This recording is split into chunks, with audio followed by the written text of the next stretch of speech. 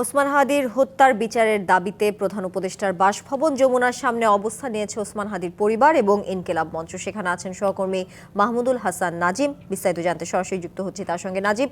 যেমনটা জানাচ্ছিলাম, ইনকিলাব মঞ্চ এবং ওসমান হাদির পরিবার অবস্থান নিয়েছেন, এই বিষয়ে নতুন কোনো তথ্য আছে কিনা আপনার কাছে? তানি, আপনাকে ধন্যবাদ।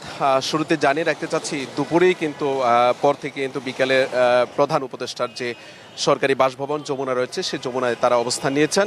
সেখানে অবস্থান নিয়ে তারা বিভিন্ন গণমাধ্যমকে জানিয়েছিলেন যে আসলে হাদি হত্যার 50 দিন পেরিয়ে গেলেও এখনো পর্যন্ত দৃশ্যমান কোনো অগ্রগতি তারা দেখতে না পেয়ে হতাশ এবং ক্ষোভ প্রকাশ করেছে তার পরিবারের সদস্যরা।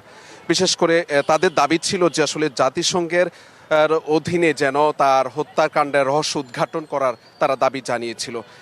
এরপর থেকে কিন্তু সন্ধ্যা গনিয়ে যখন ঠিক এখন রাত 9টা বাজে, এর চারপাশের প্রধান উপদেষ্টা যে সরকারি বাসভবন আছে যমুনার চারপাশের সড়কটি কিন্তু পুলিশ ব্যারিকেড দিয়েছে এবং অন্যান্য দিন যেহেতু আসলে প্রধান উপদেষ্টার নিরাপত্তার একটি বিষয় জড়িত আছে, সেই ক্ষেত্রে অন্যান্য দিন যে ধরনের নিরাপত্তা থেকে ছিল, আজ কিন্তু একটু অতিরিক্ত পুলিশ মোতায়েন করা আছে এবং পর্যাপ্ত। আমরা যদি ডিবিসি নিউজের ক্যামেরার মাধ্যমে দর্শকদের একটু জানাতে চাচ্ছি, আপনারা দেখতে পাচ্ছেন যখন এই মুহূর্তে যে ঢুকার যে প্রধান যে সড়কটি রয়েছে, যেটি কাকরাইল মসজিদের সামনের অংশটিকে, সেখানে কিন্তু পর্যাপ্ত পুলিশ মোতায়েন করা আছে।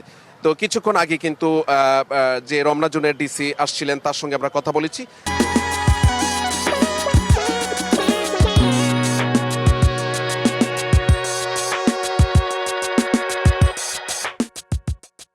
তিনি আসলে যেটি জানিয়েছেন, আসলে নিরাপত্তার স্বার্থে কিন্তু আসলে এখানে পুলিশ মোতায়েন করা হয়েছে। আর আসলে প্রধান উপদেষ্টার সঙ্গে দেখা করার সাক্ষাৎ পেয়েছি কিনা এখনো পর্যন্ত আসলে সুনিশ্চিত করা যাচ্ছে না। বিশেষ করে গণমাধ্যম কর্মীদেরকে আসলে ভিতরে প্রবেশ করার জন্য যে অন্যান্য সময় যে আসলে বাহিরের অংশ থেকে যে সংবাদ সংগ্রহ করার সুযোগটি ছিল, সেই সুযোগটি আসলে আজ পুরোপুরি কিন্তু বন্ধ করে দেওয়া হচ্ছে। আসলে যার কারণে ভিতরে অবস্থান করছে এখন পর্যন্ত জানা গেছে যতটুকু সম্ভব ছিল। সব মিলিয়ে কিন্তু এখন পর্যন্ত আমি প্রধান উপদেষ্টার যে কার্যালয়ের সামনের অংশ কাকরাইল, সেখানে কিন্তু আমরা অবস্থান করছি। এখানে অসংখ্য গণমাধ্যম কর্মীও তারাও কিন্তু অপেক্ষা করছে। সব মিলিয়ে আসলে কি হতে যাচ্ছে বা পরবর্তীতে কি হবে, এই বিষয়টি আসলে এখনো অনেকটাই অদৃশ্য রয়ে গেল আর কি। তো সব মিলিয়ে যদি প্রধান উপদেষ্টার কার্যালয়ের সামনে থেকে হাদি হত্যার বিচারের দাবিতে তার পরিবার ও ইনকিলাবের মঞ্চের এই ছিল এখানকার অবস্থা। তানিয়া। নাজিম, আপনাকে ধন্যবাদ যুক্ত থাকার জন্য।